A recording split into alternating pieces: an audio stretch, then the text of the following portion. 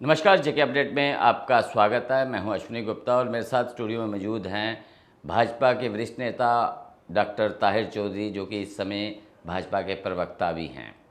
तो आज हम इनसे बातचीत करेंगे क्योंकि एक जो ज्वलंत मुद्दा जो कि कल प्रधानमंत्री ने अपने राष्ट्रपति के अभिभाषण पर जवाब देते हुए जो अपना बयान दिया था, उस बयान से पैदा हुआ है। क्योंकि कल प्रधानमंत्री ने कहा था कि आने वाले दिनों में जो कि बात की जाए तो 3 राज्यों में विधानसभा चुनाव होने हैं और उन 3 राज्यों का जो उन्होंने नाम लिया था उनमें हरियाणा, महाराष्ट्र और झारखंड का नाम लिया था। जबकि ये जगविदित है कि माननीय सुप्रीम कोर्ट पहले ही कह चुके हैं कि सितंबर 2024 से पहले जम्मू कश्मीर में विधानसभा चुनाव करवाने होंगे और इसे लेकर चुनाव आयोग अपनी तैयारियां भी कर रहा है। लेकिन प्रधानमंत्री का जम्मू कश्मीर का नाम ना लेना एक ये सबसे बड़ा मुद्दा बना है कि लोगों को अब ये डर लगने लगा है। जो विपक्षी दल हैं उनमें ये सवाल उठ खड़ा हुआ है कि क्या वाकई ही जम्मू कश्मीर में चुनाव नहीं होने जा रहे हैं, जो पीएम ने लोकसभा में जम्मू कश्मीर का नाम नहीं लिया। तो डॉक्टर साहब, ये सवाल जो एक नया कल से ही पैदा हुआ है और आज ये चर्चा का विषय बना हुआ है पूरे, अगर हम बात करें जम्मू कश्मीर में हर कोने में ये सवाल हर छोटे बड़े नेता के जहन में आ रहा है कि क्या वाकई जम्मू कश्मीर में चुनाव नहीं होने जा रहे हैं। देखिए, ऐसा नहीं है। प्रधानमंत्री साहब के बयान को आप जम्मू कश्मीर के साथ जोड़ रहे हैं। जम्मू कश्मीर में चुनाव होंगे असेंबली के और बहुत जल्दी होंगे। इस चीज़ का ऐलान प्रधानमंत्री साहब ने, आपको याद होगा कि जिस दिन कश्मीर में थे उन्होंने उस दिन भी इस चीज़ को दोहराया था। और जम्मू कश्मीर हमेशा प्रधानमंत्री साहब के दिल में बसता है, हमेशा जम्मू कश्मीर के बारे में सोचा जाता है।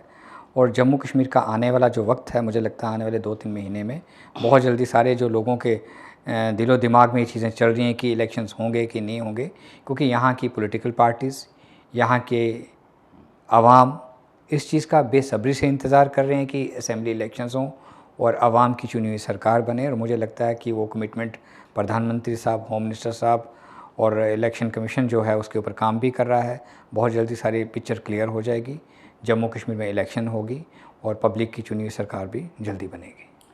आप कह रहे हैं पब्लिक की चुनी हुई सरकार जल्द बनेगी, लेकिन अगर हम बात करें तो प्रधानमंत्री की कही बात का मायने होते हैं। प्रधानमंत्री ने आखिर 3 राज्यों का ही नाम क्यों नहीं लिया? अगर वो 4 राज्यों का नाम लेते तो उसमें क्या गलत था? उन्होंने 3 राज्यों का ही नाम क्यों लिया? देखिए, आप 3 राज्यों का और जम्मू कश्मीर का नाम नहीं लेना, उस चीज़ को ऐसे मत जोड़िए। समटाइम्स कुछ चीज़ें होती हैं, नाम लेने ज़रूरी नहीं होते हैं। मैंने आपको पहले ही कह दिया कि जम्मू कश्मीर प्रधानमंत्री साहब के दिलो दिमाग में बसता है। जम्मू कश्मीर के लिए बहुत कुछ सोचा जाता है। पिछले 10 साल में जम्मू कश्मीर में जितना प्रधानमंत्री साहब ने फोकस किया और यहाँ के आवाम के लिए, यहाँ के यूथ के लिए, यहाँ के टूरिज़्म के लिए, यहाँ की एजुकेशन सिस्टम के लिए, यहाँ के मेडिकल कॉलेजेस के लिए, हर चीज़ के लिए, रोड से लेके रेलवे स्टेशन से लेके एयरपोर्ट से लेके हर चीज़ के लिए सोचा गया और जम्मू कश्मीर के लिए सोचा गया। हर छोटी छोटी चीज़ के लिए जम्मू कश्मीर में प्रधानमंत्री साहब आए, एक बार नहीं आए, बार बार आए। तो ये चीज़ सामने दिखती है कि जम्मू कश्मीर के इलेक्शंस जल्दी होने जा रहे हैं। उन्होंने हाल ही में 21 जून को, जिस दिन योगा डे था, जिस दिन इंटरनेशनल योगा डे था, उस दिन कश्मीर में इस चीज़ को दोहराया उन्होंने। मुझे नहीं लगता कि हर बार इस चीज़ को दोहराना प्रधानमंत्री साहब अच्छा भी समझेंगे। जब जो चीज़ कह दी वो पत्थर पे लकीर होती है। जम्मू कश्मीर में आने वाले दिनों में बहुत जल्दी असेंबली के इलेक्शंस होंगे। लेकिन अब विपक्ष तो ये भी कह रहा है कि जैसे लोकसभा चुनाव हुए थे, लोकसभा चुनाव में भाजपा ने सिर्फ जो है जम्मू खित्ते तक ही सीमित रह गई और जहां अगर बात की जाए तो एक प्रॉक्सी के रूप में अनंतनाग सीट पर समर्थन दे दिया, बाद में वो भी अंतिम दिनों में जाके कि समर्थन दे दिया अपनी पार्टी के प्रत्याशी जफर इकबाल मनहास को। तो कश्मीर की किसी सीट पर चुनाव भी नहीं लड़े। तो इसमें क्या देखना है? उनका ये कहना है कि कश्मीर के लोगों ने जो भाजपा को पूरी तरह से नकार दिया है, ये भाजपा भी जानती है, इसीलिए भाजपा ने अपने प्रत्याशी वहाँ खड़े नहीं किए और यही कारण है कि जम्मू कश्मीर में अभी तक जो विधानसभा चुनाव नहीं करवाए जा रहे हैं, क्योंकि कश्मीर से करारी मात भाजपा को मिलेगी, उनका विपक्ष का यही कहना है। और जम्मू खित्ते से भी काफ़ी अगर बात की जाए तो जो जीत का अंतर था पिछली बार के मुकाबले इस बार, जो अगर हम जुगल किशोर शर्मा की बात करें या डॉक्टर जितेंद्र सिंह की बात करें तो पहले जो मार्जिन था 3 से 4 लाख के बीच था, इस बार का मार्जिन लाख से 1.25 लाख के बीच सिमट गया। तो ये अंतर है, कहीं ना कहीं वोट बैंक भाजपा का वोट शेयर कम हुआ है। देखिए, लोग बहुत सारी चीज़ें कहेंगे, अपोजिशन के लोग बहुत सारी चीज़ें कहेंगे। भारतीय जनता पार्टी ने जिस प्लानिंग के साथ पार्लियामेंट का इलेक्शन जीता है, उसमें हम जम्मू कश्मीर में कामयाब हुए हैं। Bharatiya Janata party high command का नहीं, जो जम्मू कश्मीर में कहाँ आप नहीं नहीं जम्मू नहीं में नहीं कामयाब नहीं हुए नहीं ना? मेरी बात, कश्मीर में तो आप प्रत्याशी उतारे ही नहीं। मेरी बात सुनिए। जो हाई कमांड का जो प्लान था उसमें हम लोग कामयाब हुए हैं, ये चीज़ मैं आपको कह रहा हूँ, और इस इशारे को आप भी समझ रहे हो। जो चीज़ हम चाहते थे उसमें हम कामयाब हुए हैं और अच्छी तरह से हुए हैं। हमारे दोनों कैंडिडेट जीते हैं। जीत एक वोट की भी होती है, और ये तो लाखों की वोटों से जीते हैं दोनों कैंडिडेट हमारे। और बड़ी बात है, पहली बार हमारे कैंडिडेट थर्ड टाइम पे रिपीट हुए दोनों के दोनों। और दोनों कैंडिडेट ऐसे कैंडिडेट जो ज़मीनी सतह से जुड़े हुए पब्लिक के बीच में रहते हैं। बेशक अपोजिशन वाले उनके लिए भी बहुत कुछ कहें।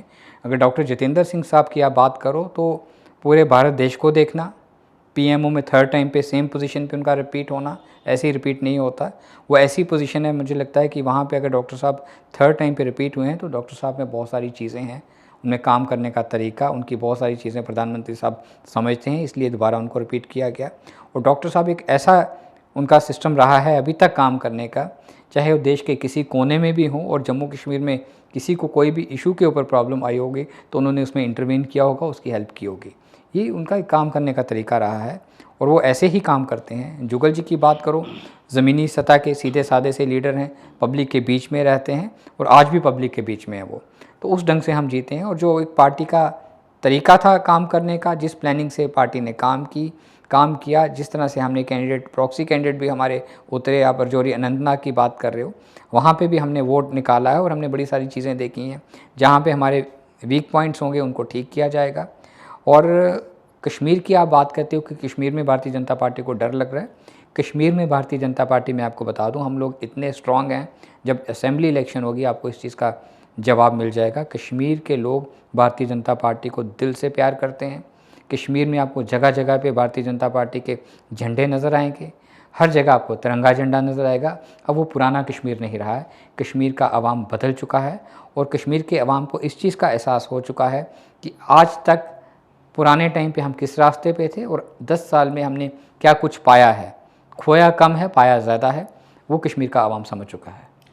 आपने कहा कश्मीर का अवाम ये चीज़ समझ चुका है, तो अगर हम बारामूला सीट की बात करते हैं, बारामूला सीट 5 तारीख को इंजीनियर रशीद को 2 घंटे की पैरोल मिलेगी, वो शपथ भी ग्रहण करेंगे एक सांसद के रूप में।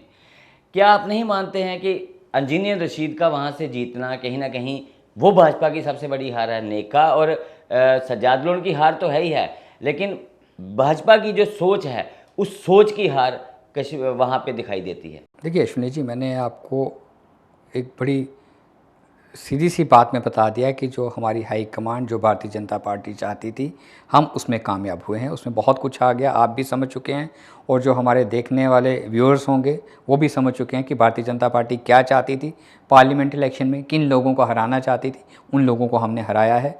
कैसे हराया है? वो कश्मीर के अवाम ने हराया है, रजौरी पुंछ के अवाम ने हराया है, और उन लोगों को हम सलूट करते हैं। लास्ट सवाल चलते चलते, जल्द ही बीजेपी में फेरबदल होने जा रहा है, जो आप भी जानते हैं। प्रदेश भाजपा में बहुत बड़े स्तर पर फेरबदल होने जा रहा है, और ऐसे हमारे सूत्र भी कह रहे हैं कि संभवतः नया प्रदेश अध्यक्ष भी दिया जाए। तो आप क्या समझते हैं कि इस समय अगर फेरबदल होता है तो क्या दोबारा से रविंद्र रैना को ही मौका मिलना चाहिए? जहां आप पार्टी के अंदर क्या चर्चा है इस बारे में कि या कोई नया? देखिए, पार्टी के अंदर बहुत सारी चीज़ें रहती हैं, और ये फैसले हमारी हाईकमांड करती है। बहुत सोचने समझने के बाद बहुत सारी चीज़ों के ऊपर बार बार मीटिंग्स की जाती हैं, क्योंकि प्रेसिडेंट की पोस्ट होती है और उसके डिसीज़न लिए जाते हैं। जहाँ तक रविंद्र रैना साहब की बात अगर आए, तो मैं ये कहूँगा कि पार्टी को पहली बार एक ऐसा हमें प्रेसिडेंट बहुत सालों के बाद मिला जो 24/7 काम करता रहा, और आज भी कर रहा है जब तक वो प्रेसिडेंट की पोस्ट पे हैं। 8:30 बजे भी वो पार्टी ऑफिस में होते हैं। 24/7 तो आप भी काम कर रहे हैं, तो नहीं प्रेसिडेंट नहीं बनाया? नहीं, देखिए, हर चीज़ सिस्टम होते हैं, काम करने के तरीके होते हैं। हमें जो काम दिया जाता है हम उस पर काम करते हैं। हर कार्यकर्ता अपने ढंग से काम करता है, उसको जो काम सौंपा जाता है। लेकिन पहली बार भारतीय जनता पार्टी को एक ऐसा प्रेसिडेंट मिलना, यंग प्रेसिडेंट मिलना, जिसने लोगों को गले से लगाया, लोगों में अपनी मौजूदगी का एहसास दिलाया, लोगों के साथ हमदर्दी में रहा। लेकिन उन पर और भी पूरे उन पर नहीं भी नहीं आरोप नहीं नहीं है नहीं कि वो नहीं हर बात का जिम्मा जो है ठीकरा वो पाकिस्तान के सर फोड़ते सुनो हैं। सुनो, जी। पाकिस्तान के सर के ऊपर ठीकरा फोड़ने की बात नहीं मैं कर रहा हूँ। एक ऐसा प्रेसिडेंट, पूरे जम्मू कश्मीर में अगर कहीं पे भी दुख की बात हो तो मुझे लगता है जितनी भी यहाँ पे पॉलिटिकल पार्टीज़ हैं उनके प्रेसिडेंट बाद में पहुँचते होंगे। रविंदर रैना साहब एक ऐसा चेहरा था जो सबसे पहले दुख की घड़ी में पहुँचता रहा। खुशी पे आप पहुँचो ना पहुँचो, दुख की जब जगह पे पहुँचो तो एक बड़ी बात होती है। ये खूबियाँ रविंदर रैना साहब में हैं। डे नाइट काम करने वाला इंसान जो कभी थकता नहीं है और हमेशा उसके चेहरे पे मुस्कुराहट रहती है, ये बहुत बड़ी बात है। और ऐसा प्रेसिडेंट हमें बहुत मुद्दतों के बाद मिला था। और मैं कहता हूँ कि अगर प्रेसिडेंट चेंज होता है हमारा, रविंदर रैना साहब तो जहाँ पे भी जाएंगे कामयाब रहेंगे, उनके साथ हमेशा हमारी दुआएं रहेंगी, क्योंकि बहुत बढ़िया इंसान, और ऐसे इंसान बड़े कम होते हैं दुनिया में। और मुझे लगता है जो नया प्रेसिडेंट भी पार्टी लाएगी अगर, तो वो भी बहुत अच्छा होगा, क्योंकि पार्टी का काम करने का तरीका, हमारे संगठन के जो सिस्टम्स होते हैं उसमें काम किया जाता है। जो भी आएगा अच्छा होगा। डॉक्टर ताहिर चौधरी को अगर मौका मिलेगा भाजपा प्रदेश अध्यक्ष बनने का देखिए तो क्या कहेंगे? देखिए भारतीय जनता पार्टी जो भी काम देगी, अगर मुझे पार्टी ऑफिस में पानी पिलाने का भी काम दिया जाएगा, मैं आपके चैनल के माध्यम से कह दूं, मैं वो भी हंस के कबूल करूंगा। भारतीय जनता पार्टी में जो भी इंसान है वो लीडर होता है, और यही एक पॉलिटिकल पार्टी है जिसमें सभी एक दूसरे का हाथ पकड़ के चलते हैं, कंधे से कंधा मिला के चलते हैं। मुझे लगता है कि देश में वाहिद पॉलिटिकल पार्टी है वो भारतीय जनता पार्टी है, और दुनिया की बड़ी बड़ी पॉलिटिकल पार्टीज़, बड़े बड़े लीडर्स इस चीज़ को समझते भी हैं। बहुत बहुत शुक्रिया हमसे बात करने के लिए। तो देखे डॉक्टर ताहिर चौधरी, जिन्होंने बड़ी सफाई से हमारे सवालों का जवाब दिया, भले ही खुलकर जवाब नहीं दिया लेकिन सफाई से भाजपा का पक्ष भी ले गए और सब कुछ पूरी सफाई से कहते हुए डॉक्टर ताहिर चौधरी। अब इस पर आपकी क्या राय है कमेंट करके जरूर बताइएगा। तो मुझे अश्विनी गुप्ता को दे इजाज़त, आप जुड़े रहे जेके अपडेट के साथ। जम्मू कश्मीर की खबरों के लिए जुड़े रहिए जेके अपडेट के साथ।